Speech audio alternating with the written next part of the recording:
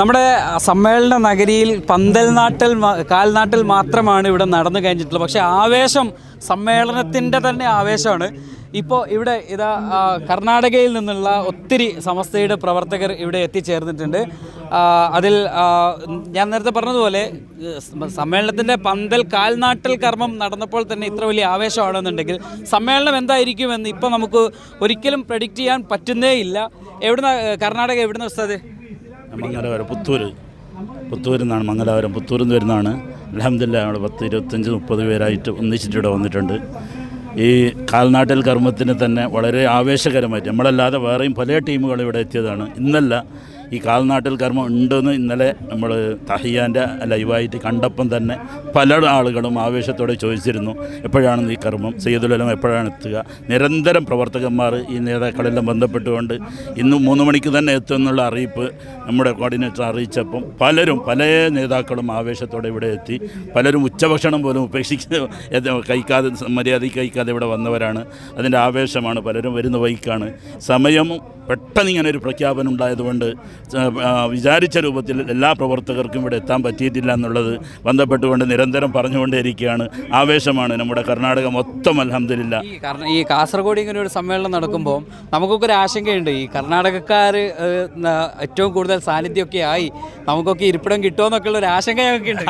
നേരത്തെ ഷെയ്ഖുന മുക്കോട് നമ്മുടെ ഉമർ ഫൈസ് ഉസ്താദ് പിന്നെ ശംസുൽ ഉലമയുടെ ചാരത്ത് പറഞ്ഞായിരുന്നു. അത് ശംസുൽ ഉലമയുടെ വിസ്മയ ലോകത്തിൽ പറഞ്ഞായിരുന്നു, ഇവിടുന്ന് ആൾക്കാരില്ലെങ്കിലും കർണാടകക്കാരെ കാണാൻ വേണ്ടിയെങ്കിലും കേരളക്കാരെ ക്ഷണിച്ചത് ഒരു നല്ലൊരു ക്ഷണമായിരുന്നെങ്കിലും കർണാടകത്ത് മൊത്തം ഇതിൻ്റെ എല്ലാ നിലക്കും പ്രചരണവും നടന്നു. എല്ലാവരും ഈ ഫെബ്രുവരി ആദ്യവാരം കിട്ടാനുള്ള ആവേശത്തിലാണ്. അൽഹംദുലില്ലാഹ് എല്ലാ നിലക്കും ഇത് വിജയിക്കട്ടെ. അള്ളാഹു നമ്മൾക്ക് കണ്ണു നിറയെ കാണുവാനും ആസ്വദിക്കാനും തൗഫീഖ് ചെയ്യട്ടെ. ആമീൻ യാ റബ്ബ്. കർണാടകയിലെ ഒരു പ്രചാരണ പ്രവർത്തനങ്ങളൊക്കെ എങ്ങനെയൊക്കെയാണ് പോകുന്നത്? കർണാടകയിലെ പ്രചരണ പ്രവർത്തനങ്ങൾ വളരെ ആരവങ്ങൾ തുടങ്ങിയിട്ടുണ്ട്. വളരെ ആവേശത്തോടെ ജനങ്ങൾക്ക് കണ്ട് നിൽക്കുകയാണ്. ഈ ഒരു ഫെബ്രുവരി ഈ ഒരു ദിവസത്തിന് വേണ്ടി മുഴുവൻ ജനങ്ങളൊക്കെ ആവേശത്തോടെ നോക്കി കാണുകയാണ്. പക്ഷേ അത് തീർച്ചയായും വൻ വിജയമാകുമെന്നാണ് വലിയ പ്രതീക്ഷകൾ. കർണാടകയിൽ നിന്ന് എത്ര ആളുകൾ പങ്കെടുക്കുമെന്നാണ് നിങ്ങൾക്ക് ഒരു അനൗദ്യോഗിക കണക്ക്? ഒരു അൺപ്രഡിക്റ്റബിൾ ആണ് ഇതൊക്കെ. അത് കാത്തിരുന്ന് കാണാം. കാത്തിരുന്ന് കാണാം, അത്രേ ഉള്ളൂ. എനിക്ക് ബാംഗ്ലൂരിന് സമ്മേളനമുണ്ട്. അതൊന്നുമില്ല, അതിനേക്കാളും 10 മടങ്ങ് കൂടാൻ സാധ്യത ഏറെണ്ടാണ് സാധ്യത. കർണാടക സ്റ്റേറ്റ് കോർഡിനേറ്റർ അല്ലേ? ഇതിൻ്റെ ഒരു കർണാടകയുടെ സമ്മേളനവുമായിട്ട് ബന്ധപ്പെട്ട പ്രവർത്തനങ്ങളൊക്കെ മസാല വളരെ ആവേശപരമായിട്ടാണ് നമ്മുടെ നാട്ടിൽ നടന്നുകൊണ്ടിരിക്കുന്നത്. 8-9 തീയതികളിലേക്ക് നമ്മുടെ കർണാടകത്തിൽ മൊത്തം ജില്ലയിലായിട്ട് ബഹുമാനപ്പെട്ട സമസ്തയുടെ മുഷാവറയുടെ നേതൃത്വത്തിൽ വലിയ പ്രചരണ സന്ദേശ യാത്രകളൊക്കെ സംഘടിപ്പിച്ചിട്ടുണ്ട്. ആൾക്കാരൊക്കെ വളരെ ഏറെ ആവേശത്തിലാണ്. ലക്ഷക്കണക്കിന് ആൾക്കാർ സംബന്ധിക്കുമെന്ന ഒരു പ്രതീക്ഷയാണ് നമുക്കുള്ളത്. 28-ാം തീയതി സയ്യിദുൽ ഉലമാൻ്റെ യാത്രയുടെ സമാപനം നമ്മുടെ അട്യാർക്കണ്ണിൽ വെച്ച് നടക്കുന്നുണ്ട്. ഇൻഷാ അല്ലാഹ് അത് വലിയ ഒരു സമ്മേളനം തന്നെ ആയി മാറുമെന്ന രീതിയിൽ അതിൻ്റെ ഒരുക്കങ്ങളൊക്കെ നിങ്ങൾ തയ്യാറാക്കിയ സ്വാസംഗമൊക്കെ കൂടുതലും ഒക്കെ സ്വാഗതങ്ങളൊക്കെ കൂടി ഗ്രൗണ്ടൊക്കെ നമ്മൾ ഓക്കെ ആക്കിയിട്ടുണ്ട്. മാഷാ അല്ലാഹ് വലിയ ഒരു സെമി ഫൈനൽ സമ്മേളനമായിരിക്കും അവിടെ നടക്കുന്നത്. തീർച്ചയായും ഒരു സെമി ഫൈനൽ സമ്മേളനമായിരിക്കും. അത് ഗംഭീരമായിരിക്കും. അതിഗംഭീരമാണ്. ഞാൻ കൊടക് ജില്ലയിൽ നിന്നല്ലേ? കൊടക് ജില്ലയിലും ഇതിനൊക്കെ സമ്മേളനം കഴിഞ്ഞു. നേരത്തെ ഇവിടെ ശതാബ്ദി യാത്ര കൊടകിൽ എത്താത്തൊരു സാഹചര്യത്തിൽ ഈ കഴിഞ്ഞ 29-ാം തീയതി കൊടക് ജില്ലയിൽ സമസ്തയുടെ ഒരു പ്രചാരണ സമ്മേളനം നടന്നു. അതിഗംഭീരമായിരുന്നു. കൊടക് ജില്ലയുടെ ഗ്രാമങ്ങളിൽ നിന്ന് മുഴുവനും ഇതിനകം ഇവിടെ എത്താനുള്ള വാഹന സൗകര്യങ്ങളൊക്കെ ജനങ്ങൾ ചെയ്തിരിക്കുകയാണ്. തീർച്ചയായും കർണാടകയിലെ ഈ അടുത്ത കാലത്തൊന്നും ഇല്ലാത്ത രീതിയിൽ എല്ലാ മുസ്ലിമീങ്ങളിലും ഒരു പ്രത്യേകമായ ഒരു ആവേശം ഈ സമ്മേളനത്തോടു കൂടി വന്നിട്ടുണ്ട്. പക്ഷേ ഇതൊക്കെ കണ്ടിട്ട് നമുക്ക് എന്താ തോന്നുന്നത്? അൽഹംദുലില്ലാ, വളരെ സന്തോഷമാണ്. കാരണം എന്തോ സമസ്തക്ക് കീഴിലാണ് കേരളത്തിലെ മുസ്ലിങ്ങളെന്ന്, അതോടൊപ്പം പരിസരത്തുള്ള നമ്മുടെ തൊട്ടടുത്തുള്ള കർണാടകയിലെയും തമിഴ്നാട്ടിലെയും 2 ജില്ലകളിലും സമസ്തക്ക് വലിയ വേരോട്ടമുണ്ട് എന്ന് ബോധ്യപ്പെടുത്തുന്ന ഒരു വലിയ സമ്മേളനമാണ്. നമ്മൾ ഈ സമ്മേളനം പ്രഖ്യാപിച്ചപ്പോൾ തന്നെ അതിൻ്റെ ഉസ്താദുമാർ ചർച്ചയിൽ ഏറ്റവും പ്രധാനമായി വന്നത് കർണാടക ഈ ബോർഡറിനെ കുറിച്ചുകൊണ്ടാണ്.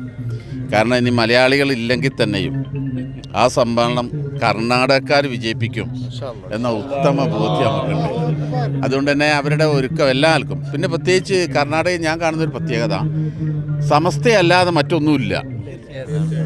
അതിനെ നെഞ്ചോട് അത്ര ചേർത്ത് പിടിച്ച മുഖ്ലിസീങ്ങളായ ഒരു നാട്ടിലെ പ്രവർത്തകരാണ് സമസ്തയുടെ പ്രവർത്തകർ. അവിടെ മറ്റുള്ളതൊന്നും കാര്യമായി വേരോട്ടൊന്നും ഉണ്ടാക്കിയിട്ടില്ല. അതുകൊണ്ട് തന്നെ ഇവരുടെ പങ്കാളിത്തം കൊണ്ട് തന്നെ ഈ സമ്മേളനം അമ്പൻ വിജയമാവും. നമ്മുടെ ആ ഭാഗത്തു നിന്ന് ആൾ വരേണ്ടത് വരില്ല, അത്രമാത്രം ആളുണ്ട്. പക്ഷേ നമ്മൾ ഏകദേശം ഒരു 800-ഓളം മഹല്ലുകൾ നമ്മുടെ കേരളത്തിലുണ്ട്. 800-ഓളം മഹല്ലുകൾ. അതിൽ ഏകദേശം ഒരു 1000-ഓളം മഹല്ലുകളുടെ ഏരിയകൾ, കാരണം മദ്രസ 600 ചില്ലാനുമുണ്ട് എന്ന് എനിക്ക് തോന്നുന്നു. 600 ചില്ലാൻ മദ്രസ ഉണ്ട്. സ്വാഭാവികമായും ഓരോ മദ്രസ ഏരിയ എന്ന് പറയുന്നത് ഒരു മഹല്ലാണ്, മഹലായി കൂട്ടാം.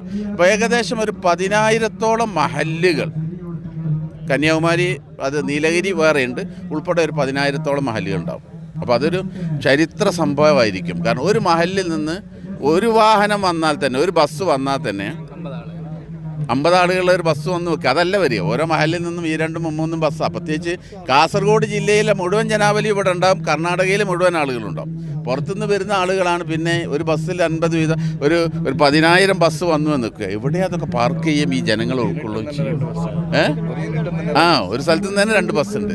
ഒരു വലിയ ചരിത്രത്തിൽ ഇതുപോലെ സമ്മേളനം നമ്മളെ അളവിലുണ്ടാവില്ല. അത് മാത്രമല്ല, ഈ പ്രാവശ്യം വലിയൊരു പ്രത്യേകത, സമസ്തയുടെ 100-ാം വാർഷികം, മുത്തുനബിയുടെ 1500-ാം വാർഷികം, അത് രണ്ടും ഒത്തു വന്നത് വലിയൊരു സംഭവമാണ്.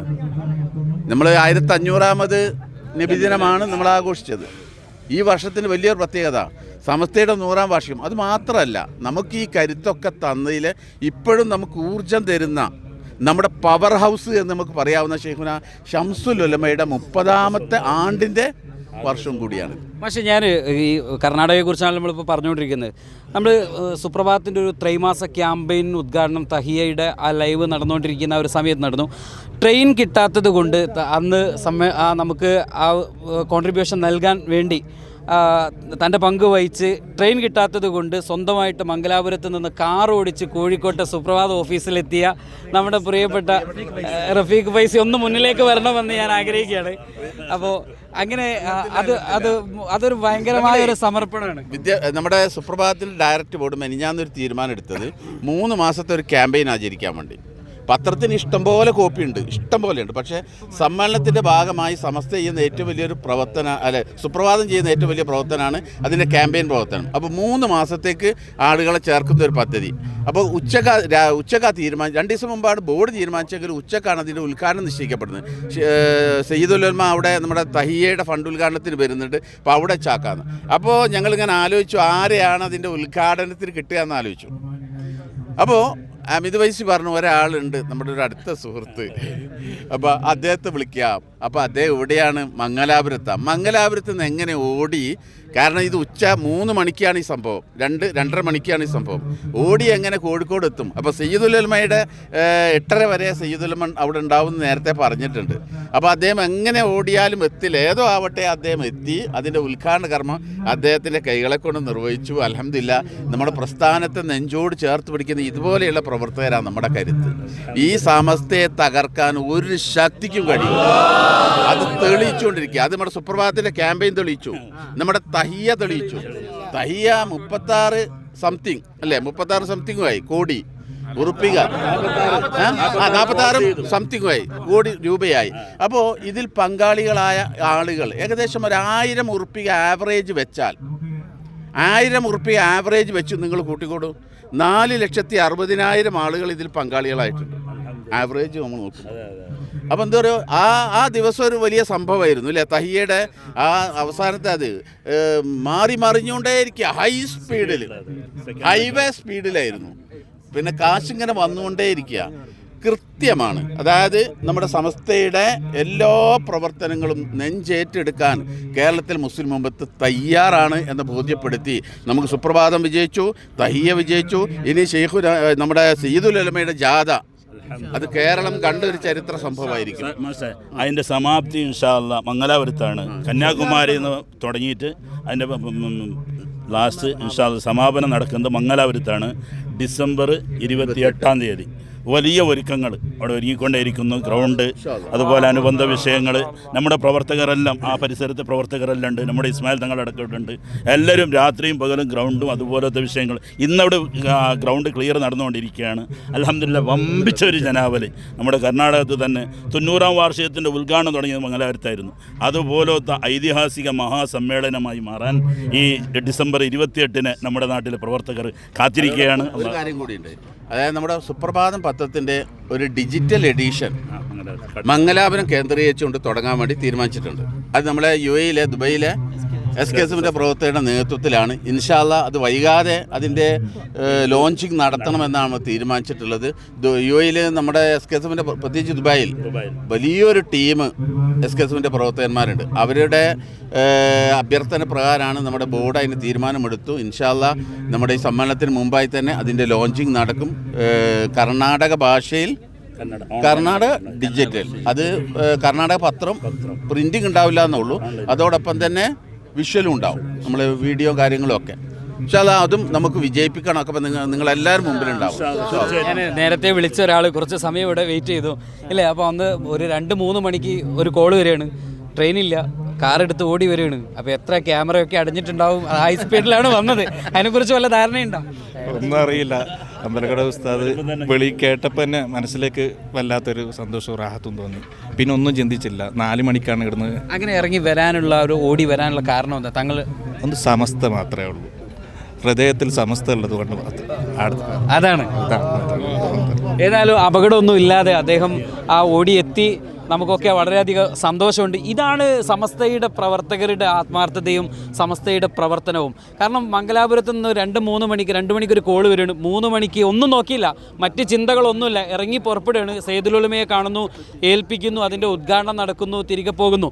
ഇതാണ് സമസ്തയുടെ അച്ചടക്കം എന്ന് പറയുന്നത്, ഇതാണ് അഭിമാനം എന്ന് പറയുന്നത്. അത്തരത്തിലുള്ള പ്രവർത്തകരുള്ളപ്പോൾ ഈ ഒരു സമ്മേളനം അത് വിജയിക്കുമെന്ന കാര്യത്തിൽ ഒരു തർക്കവുമില്ല.